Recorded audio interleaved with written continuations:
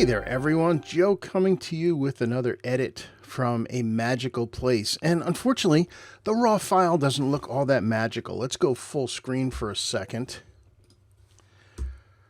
There we go. This is Rainbow Falls in Watkins Glen State Park in Watkins Glen, New York. And it just was not doing justice. But this was an extreme example of a really high contrast image. I had to expose it to protect the water. But you can see all the shadows went so dark, and it actually was fairly well lit in here. So that's what we're going to fix. We're going to do this in Lightroom. So let's get started. We'll start with just some of the basics. I'm in the basic panel here. You can see this is the raw file. Nothing's been done. I'm immediately going to bring the shadows all the way up, and I'm going to bring the highlights all the way down, which makes them look grungy, but it gives us the headroom to then open up the scene. Okay. That's looking a lot better already. Now, what else is going on? We've got color issues. We've got some clarity issues. There is a little bit of mist going on because you can see this kind of curtain of water falling down off the cliff. And that was creating a little bit of a mist in the area. But what can we do to really make this reflect the beautiful place it is? When I first got here, I looked at this and I thought, wow, this looks like Rivendell for you fans of Lord of the Rings. So that's what I wanted to bring back out of it. You can also see up here, you can see some mist going on here. So let's start working locally to see what we can do with the image. First thing, the greens in the background, the trees, yes, they were this bright, but they're distracting. So I'm going to start by bringing those down. We're going to use a lot of masks in this image. So let's go up to the masking panel, and we're going to choose a brush. By the way, we're going to use these three a lot. Brush, linear gradient, radial gradient. And you see they have keyboard shortcuts. You're going to use these a lot, so you might as well memorize them. And it just saves you from having to go to the menu. You can just type the letter K, and it will give you a brush. So I'm going to start with the brush. So I'm just going to cut to the chase and hit the K on my keyboard. And I'm going to, I want to have auto mask on, by the way, yes. I want my flow at 100%. And I'm going to select all this stuff. I'm going to leave this stuff here. It's kind of a different piece of it. We'll deal with that later. So what's the problem? Well, the highlights are too bright.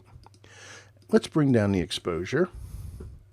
Yeah, that's kind of more where I want to go with this. Now, where I'm kind of killing the saturation. It was pretty saturated back there.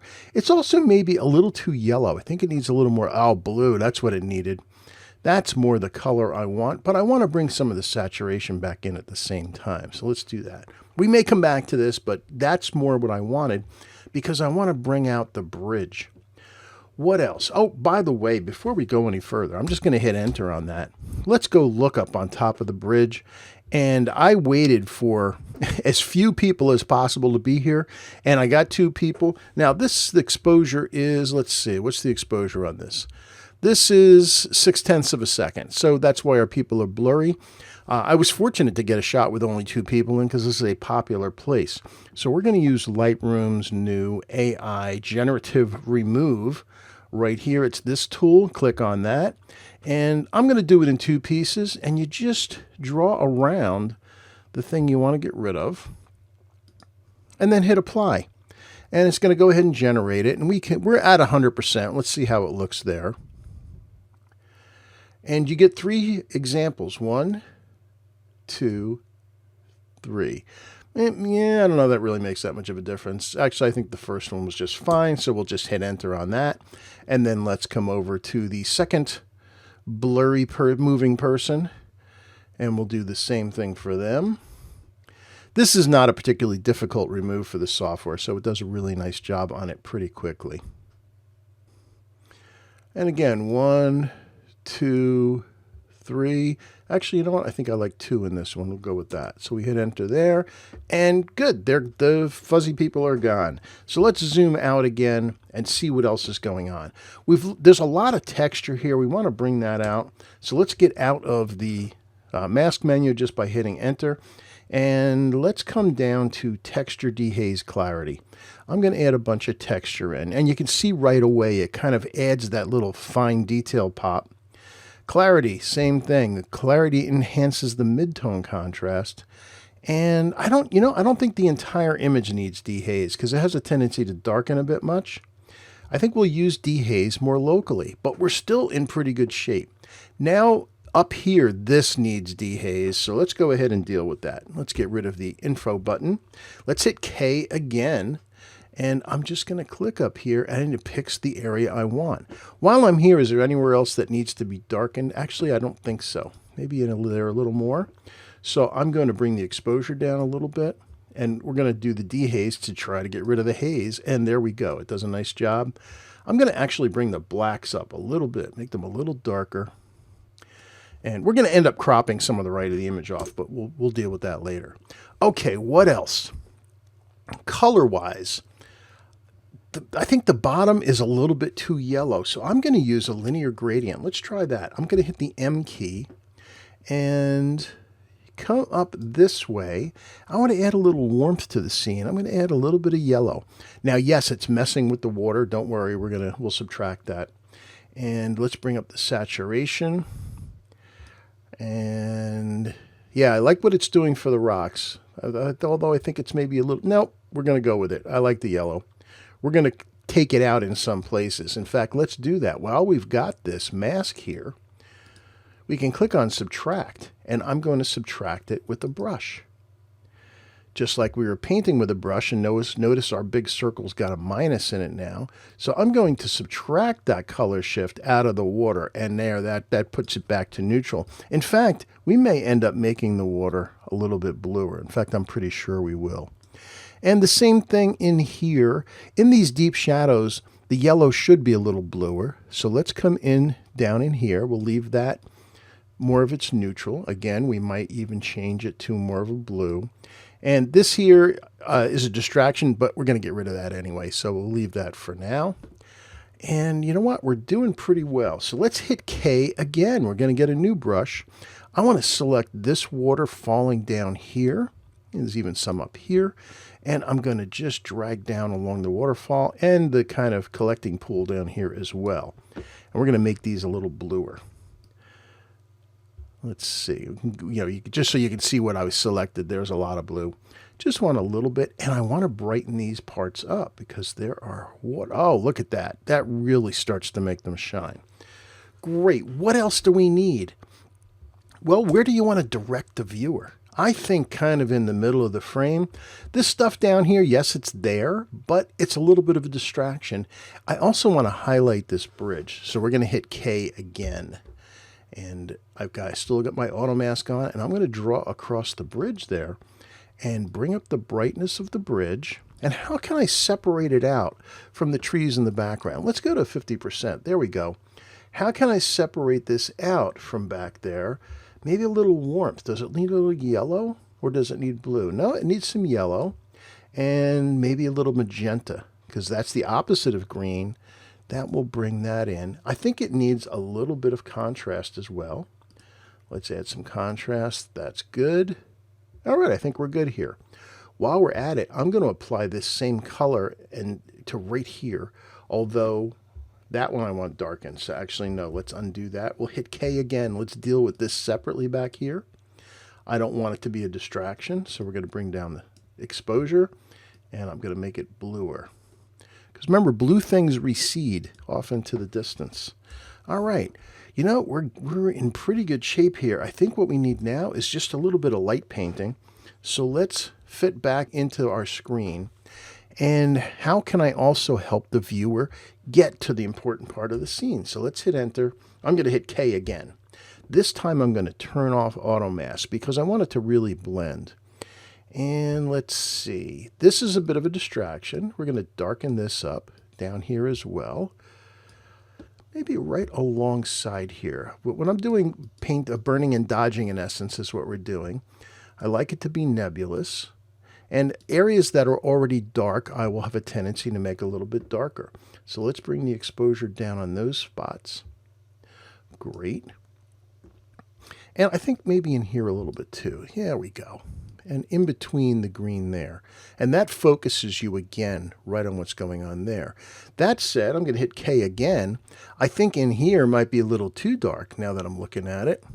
and maybe along the back wall. Let's just lighten those up a little bit. Yeah, I like that better. Anywhere else? No, down here is good. Actually, I'm going to darken right in here a bit. Let's darken that. In fact, I'm going to go back to auto mask. I'm going to get right alongside the water there, and maybe a little in here as well. And let's bring the exposure down. All right, that's looking pretty darn good. Do I want to increase the overall exposure or saturation a little bit? Let's see how that looks. I might want to. Remember, this is Rivendell. We want to make this thing look somewhat supernatural. That might be a little too much on the green, although I like what it did on the rest of it. So let's go ahead and add that supernatural color. And then using the color mixer, click on that, get the eyedropper. I'm going to come up to this green and bring down the saturation of it a little bit. And I'm going to get this green up in here too. Let's pick on one of the darker leaves and bring down the saturation of that. There we go. Looks natural now, but the rest of the scene got a little bit more pop. So far, we've come from there to here. Looks pretty darn good. I'm going to make a couple of copies of this, virtual copies, which is Command or Control apostrophe 1, 2. Let's try two different crops on this. So on the first one, let's get our crop tool. I'm not going to go for a standard size. I want to crop this to what I feel the image needs. So I'm going to come up to here. I think we're going to keep that much, and I'm going to darken these things later. A little bit off the left, or the right rather. A little bit off the left. Actually, you know what? Maybe I'm going to sacrifice this one little thing here. I think I want a little bit more of a vertical feeling to this. And by the way, notice I am using the golden ratio on my crop, and I'm putting that right at the top of the falls. I'm not a fan of the rule of thirds for my landscape work, and if you want to try the golden ratio out, come up to Tools, Crop Guide Overlay, and there's golden ratio right there. All right, so let's hit enter on that. And I like that a lot because by making it a little bit thinner vertical, it has more vertical motion from the bottom up. Now that said, this stuff has become a distraction. So let's get our brush again. I'll make it bigger. And I want to get all this stuff here. I want to take some of the color out of it and I want to darken it. So let's bring the exposure down. I missed a piece. Let's get that. Oops, I didn't want the water there, so let's turn our auto mask. Oh, it is on. Let's come in a little closer. Yeah. All right. And let's take the saturation out. I want to take away some of the color. There we go. Now it looks more like a normal rock. All right. In fact, you know, while I'm at it, I'm going to come off into this edge here a little bit there, a little bit in here, just to create almost kind of a semi-partial vignette. And as long as we're at it, let's come up here as well, and we'll come into these spots. There we go. All right, that's looking great. So we hit enter. So we just went from there. In fact, let's look at full screen. There's our entire scene, and there's the first crop. Okay, do I like it? Yeah, I like it. Let's try something else. Let's try one more crop. So we go to crop again. Actually, you know what? Now let's do it. Let's start again from scratch. Let's hit crop again. Now there's actually a lot of variations we could do here. In fact, before I do this, I'm going to create another virtual copy and show you a completely different thought process. I am just looking at what I feel the subject is. We're going to go real skinny on this one. I think like that. I'm going to maybe come down a little from the top and up from the bottom. Except I'm going to keep more of those rocks, but I'm going to have to deal with them again. So let's hit enter on there. Let's get our brush. And we'll select that and that. And a little bit on the edge there. A little bit up here and a little bit up in there. And let's bring down that exposure. I missed a piece. Let's get that again. And let's bring down the saturation. There we go. All right, you know, while I'm at it, I'm going to add some color to this pool here. Let's hit gray. Let's hit K again. Let's just get the pool, and let's make this a little bluer. And I'm going to also make it a little darker and a little contrasting. In fact, I'll bring, that's too much saturation now? Let's bring that down.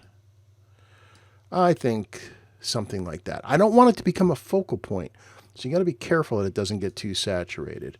All right, so let's hit enter on that twice, and let's go to effects and add a little vignette over to the overall image.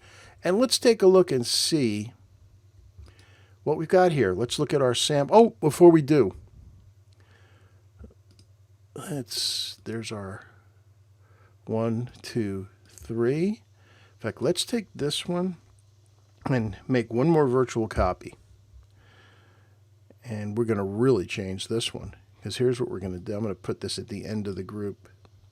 Here's what we're going to do. We're going to crop out the whole bottom of the image. I just want to see what it looks like. What happens if we do this? Just for a different kind of feeling of the place. We're losing a lot of the falls. I don't think it's the answer, but if you, let's say you're doing a video and you needed a 16:9 horizontal, and it still kind of captures the place. So let's take a look and see what it is that we have done. All right, let's go full screen. So there's a horizontal crop. It doesn't tell the whole story of the place, but it tells somewhat of a story of the place, and I'm okay with this. Here's our really tall, thin one. I like that it tells about the whole place. Again, a little bit wider, and then the full scene, and considering that we started with that. In fact, as I'm doing this, I'm seeing one more variation. I'm going to sacrifice another part of the image. Let's see what it does. Let's create one more virtual copy of that one.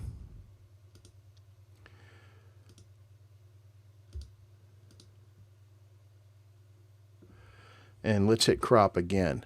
And I'm thinking of going way thin. Maybe I'll just use a little bit of that falling. Oh, I kind of like this. What do I like about this? What I like about this is this would work great on a piece of wall that's really thin. And it really kind of gives you a taste of everything that's going on in the place. Yeah, I like that. This, however, is a very personal preference. You got to decide which one you like. That's what's most important. So let's go through our groupings again. So, okay, here's our raw file. All the data was there, the exposure was perfect, but the shadows got really dark. So then we open things up, we end up here. Now let's shape it a little bit more. Okay, a little bit thinner. We're still got a little bit too much of the bottom, I think. Thinner even. Okay, I could live with this one. Oh, but that last one we did, I think it tells the story the best. And having it so thin really creates motion from the top up. It just leads you into the image. I think this is the winner. As an alternative, we do have the horizontal. It does eliminate a lot of things, but it does give you the essence of the place, which is what you should be after when you're trying to create that feeling of the place. But I still think this one does the best job. It shows everything that was there, tells the story about everything, but does not include too much. I think this is the winner for me. You might have a different opinion, and that's what you should go with. If it makes you smile, if it looks good to you, that's the correct edit. So that's it for today. That was kind of involved, but just showing you some of the power of masking in Lightroom and how to see light and direct the viewer into where you want them to go. So that's it for today. I thank you for joining me. I wish you a great week ahead, and I'll see you online again soon. Till next time, bye-bye.